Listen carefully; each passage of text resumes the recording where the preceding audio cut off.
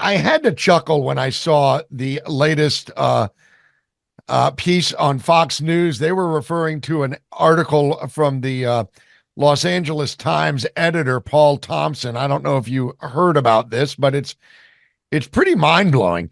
Paul Thompson, editor for the LA Times, implored Californians that are leaving the state on their way out to not disparage the state that they're leaving.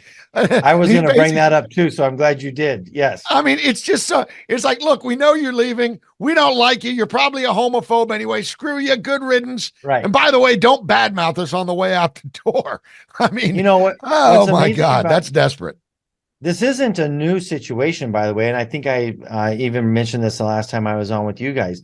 Look, the entire Rust Belt, the Midwest of America in the 80s experienced the same thing. Michigan, Pennsylvania, Ohio, Illinois, they all had a mass exodus that started in the 80s when a lot of the manufacturers had to move out of those states because of the pressure that was put on them by the liberal politicians in those states.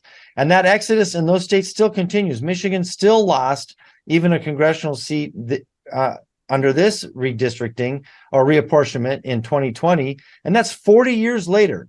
And if my Democrat colleagues and the governor don't catch on to that and start to study history, the same thing's going to happen to California, and we're going to be losing people for decades.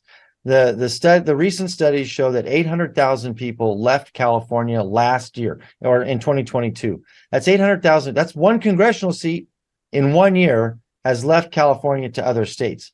And if we continue to lose this population, experts are already predicting we're going to lose 5 congressional seats in 2030. And as that happens, that is showing the decline, the natural, well, it's not natural actually, because it's all political, the decline of the state, and that's very hard to recover from quickly. Conversations about what matters the most. This is State of the Nation on today's News Talk, TNT Radio.